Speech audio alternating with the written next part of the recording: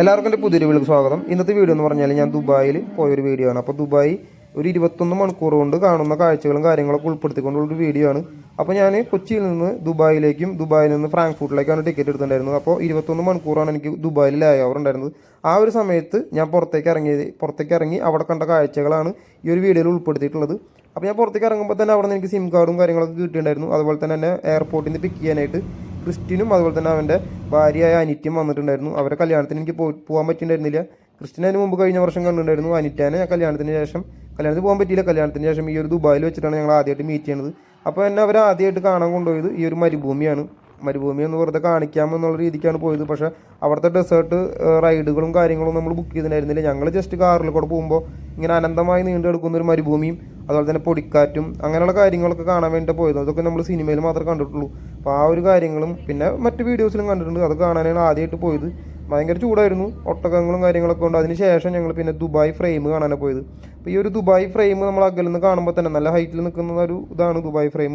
പക്ഷേ ഇതിൻ്റെ ഉള്ളിലേക്ക് ഞങ്ങൾ കടന്നില്ല. കാരണം ഇതിൻ്റെ ഉള്ളിലേക്ക് കയറണമെങ്കിൽ 75 മിനിറ്റാണ് ഇവരൊരു വെയിറ്റിംഗ് ടൈം പറഞ്ഞത്, ഒരു ക്യൂ ടൈം പറഞ്ഞത്. അപ്പോൾ ആ ഒരു 75 മിനിറ്റ് നമുക്ക് കളയാനില്ലാത്തത് കൊണ്ട് ഞങ്ങൾ ദുബായ് ഫ്രെയിം പുറത്തുനിന്ന് കാണുകയാണ് ചെയ്തത്.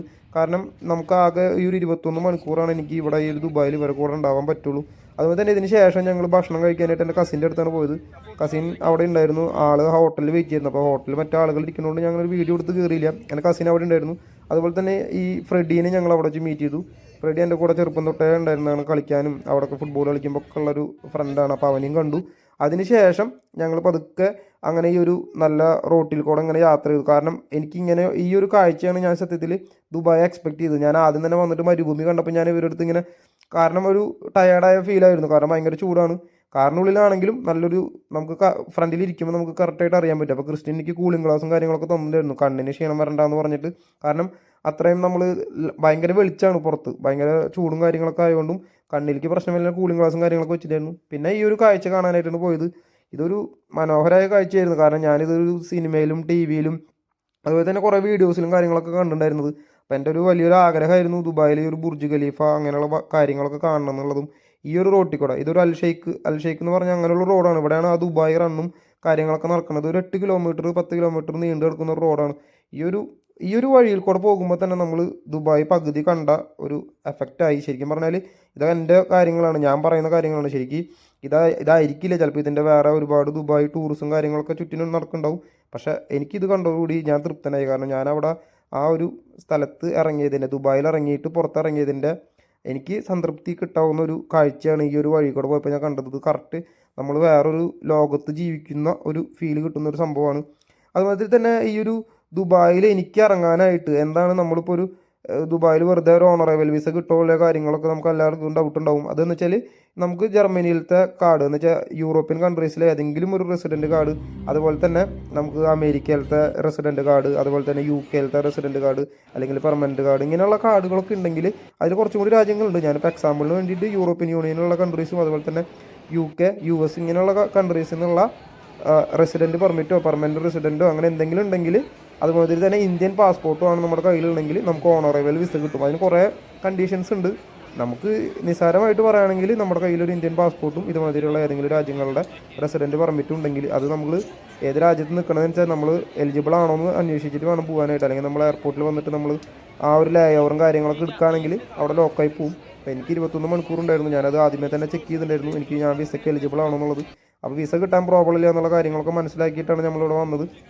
അപ്പോൾ എനിക്ക് 14 ദിവസത്തെ വിസയാണ് കിട്ടിയത്. കാരണം എനിക്ക് അത്രയും ദിവസത്തെ ആവശ്യമില്ല. ശരിക്കും എനിക്കൊരു 48 മണിക്കൂറിൻ്റെ കിട്ടിയാൽ മതി.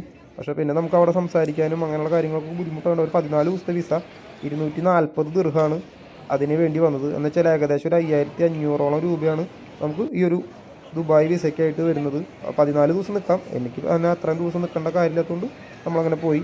ഇതൊക്കെ ദുബായ് മാളിൻ്റെ ഉള്ളിൽ വരുന്ന കാഴ്ചകളാണ്. ദുബായ് മാളും ബുർജ് ഖലീഫയൊക്കെ അടുത്തടുത്ത് വരുന്ന ഒരു സംഭവങ്ങളാണ്. കാരണം ദുബായ് മാളിൻ്റെ ഉള്ളിലാണ് ഈ ഒരു വലിയ അക്കോറി നിൽക്കുന്നത്. അതുപോലെ തന്നെ ബുർജ് ഖലീഫയും അതിൻ്റെ അടുത്ത് തന്നെയാണ്. ഇതൊക്കെ ശരിക്കും പറഞ്ഞു കഴിഞ്ഞാൽ ഞാൻ ഇങ്ങനത്തെ കാഴ്ചകൾ കാര്യങ്ങൾ ഇതിന് മുമ്പ് കണ്ടിട്ടില്ല. പല സ്ഥലങ്ങളിലും വേറെയൊക്കെ പോയിട്ടുണ്ടെങ്കിൽ ഇതൊരു വേറെ ഒരു 5 വർഷം 10 വർഷം മുൻപോട്ട് പോയ പോലെ ഒരു ഫീലായിരുന്നു. കാരണം ഞാൻ പറഞ്ഞില്ല, ആ ഒരു റോട്ടിലേക്ക് കയറിയപ്പോൾ തൊട്ട് അങ്ങനെയുള്ള കാഴ്ചകളും കാര്യങ്ങളായിരുന്നു.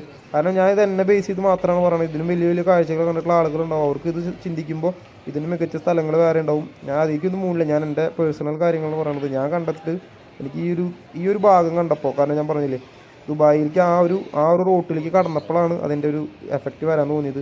അതുമാതിരി തന്നെ നമ്മൾ ഈ ഒരു ദുബായ് മാളിൽ നടക്കുമ്പോഴാണെങ്കിലും ദുബായ് ഈ ഒരു ബുർജ് ഖലീഫയുടെ ഭാഗങ്ങളിൽ നടക്കുമ്പോഴാണെങ്കിലും കൂടുതലും നമുക്ക് ഇവരുടെ ആളുകളെ പുറമെ ഫോറിനേഴ്സിനെ നമുക്ക് കാണാനായിട്ട് പറ്റും. അപ്പോൾ ശരിക്കും നമ്മൾ യൂറോപ്പിൽ നടന്നിട്ടുള്ളവരാണെങ്കിലും അല്ലെങ്കിൽ മറ്റ് സ്ഥലങ്ങളിൽ നടന്നിട്ടുണ്ടെങ്കിൽ ആ ഒരു എഫക്റ്റ് കിട്ടുന്ന രീതിയിലാണ്. അപ്പോൾ ഞാൻ ക്രിസ്റ്റിൻ്റെ അടുത്ത് പലതവണ പറഞ്ഞു, ഇത് ശരിക്കും നമുക്ക് ജർമ്മനിയിൽ നടക്കുന്ന ഒരു ഫീലാണ് കിട്ടുന്നത്. ഒരുപാട് ഫോറിനേഴ്സും അതുമാതിരി തന്നെ ഇവരുടെ ഈ ഒരു UAE റെസിഡൻസും ഇതിനുള്ളിലുണ്ട്. പക്ഷേ അവരെക്കാളും കൂടുതൽ ഈ ഒരു ദുബായ് കാണാനായിട്ട് വന്നിട്ടുള്ള ആളുകളാണ്. ദുബായ് ടൂറിസമുള്ള ഏറ്റവും ഇപ്പോഴത്തെ രീതിയിൽ ഏറ്റവും ബെസ്റ്റായിട്ട് ടൂറിസം ചെയ്യുന്ന ഒരു രാജ്യമാണ് ഈ ഒരു UAE, അതുമാതിരി തന്നെ ഈ ദുബായ് ഏരിയ. അപ്പോൾ അവിടെ ഒരുപാട് ആളുകളും കാര്യങ്ങളൊക്കെ നമുക്ക് പുറമേ നിന്നുള്ളവരെ കാണാൻ പറ്റും. അതുമാതിരി തന്നെ ഞങ്ങൾ ഈ ഒരു ഷോ കാണാനാണ് അവിടെ നിന്നിട്ടുണ്ടായിരുന്നത്. ഈ ഒരു ദുബായ് ബുർജ് ഖലീഫയുടെ മുമ്പിൽ നടത്തുന്ന ഈ ഒരു ഫൗണ്ടൻ ഷോ. ഈ ഒരു ഷോ അടിപൊളിയാണ്, കാരണം നല്ല രസത്തിൽ നല്ല ഭംഗിയുള്ള ഇത് കാണാനായിട്ട് ഒരുപാട് ആളുകൾ അവിടെ വെയിറ്റ് ചെയ്യേണ്ടിയിരുന്നു. കാരണം ഇത് ഒരു അരമണിക്കൂർ കൂടുമ്പോൾ ഇത് നമുക്ക് വേണമെങ്കിൽ രാവിലെ കാണാം. ഈ ലൈറ്റുകളും കാര്യങ്ങളൊന്നും ഇല്ലാതെ നമുക്ക് കാണാൻ പറ്റും. ഞങ്ങളപ്പോൾ രാവിലെയും കണ്ടിട്ടുണ്ടായിരുന്നു. അതുമാതിരി തന്നെ ഞങ്ങൾ കുറച്ച് ഇരുട്ടായിട്ട് അതിൻ്റെ അടുത്ത ഷോയും കണ്ടിട്ടുണ്ടായിരുന്നു. അപ്പോൾ അങ്ങനെ നമ്മൾ ഈ ഒരു ഷോയും കാര്യങ്ങളൊക്കെ കണ്ട് നൈസായിട്ട് നിൽക്കുമായിരുന്നു. കാരണം ഇത് അടിപൊളിയാണ്. ഇത് ഞാൻ എങ്ങനെ പറയാമെന്നറിയില്ല. ഇതിൻ്റെ ഈ ഒരു ബുർജ് ഖലീഫയുടെ ബാക്ക്ഗ്രൗണ്ടിൽ നമ്മൾ കാണുമ്പോൾ അത്യാവശ്യം നല്ല വ്യൂവിലാണ് ഇത് കാണാൻ പറ്റുക. ഇതിൻ്റെ ഫുള്ളായിട്ടുള്ളൊരു വീഡിയോ ഞാൻ വേറെ ഒരു ഷോർട്സ് ആയിട്ട് ഇടാം. കാരണം ഇത് ഒരു 2 മിനിറ്റ് നേരം നീണ്ടു നിൽക്കുന്ന ഒരു ഷോ ആണ്.